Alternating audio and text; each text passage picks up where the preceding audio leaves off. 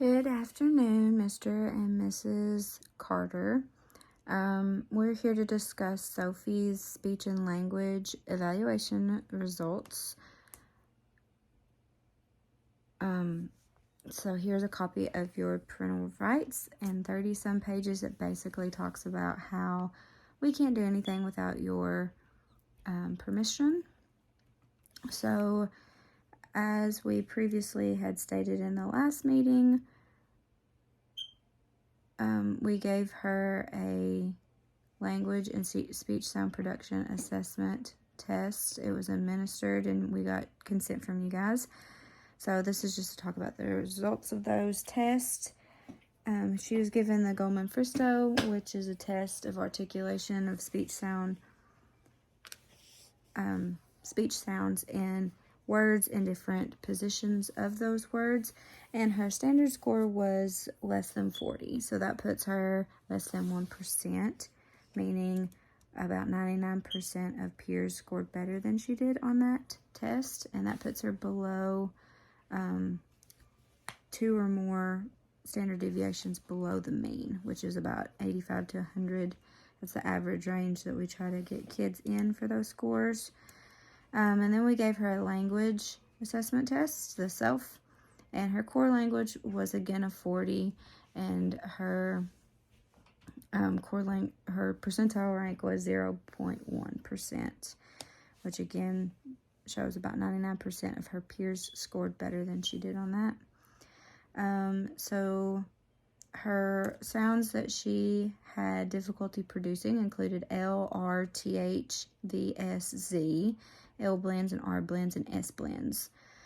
She had some final and consonant deletion, especially with phonemes G, D, TH, V, and S. And she substituted the R for a W and her L with a W. And that was also present in the blends. As far as her language test goes, she had strengths that included word identification, vocabulary describing, telling how words were related, and following directions. And some of her weaknesses included sentence formation and auditory comprehension. Apparently that has been also in the classroom, because her teachers also mentioned that as a weakness for her as well, which is one of the reasons why she was referred. So according to the guidelines, the KEG guidelines, she has a severe language and articulation disorder, and this impacts her ability to function as a communicator, as well as adversely affect her in the classroom with her academics. So we suggest that she gets speech and language services through the school. She would be picked up probably about 6 times a month for 30-minute sessions. If you agree to do this, we will get your consent for services today. And this was an ARC decision. We all believe that she needed that. So, but all of her other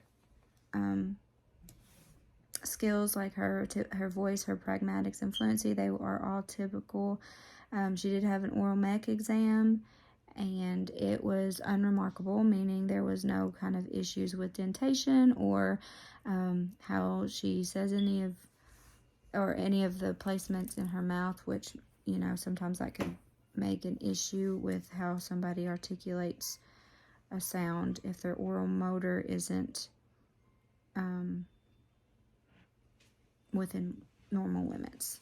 So if you don't have any questions today, we'll get to signing these documents, and if you have any other questions, you can contact me at school, or you can contact Miss Gibbs here.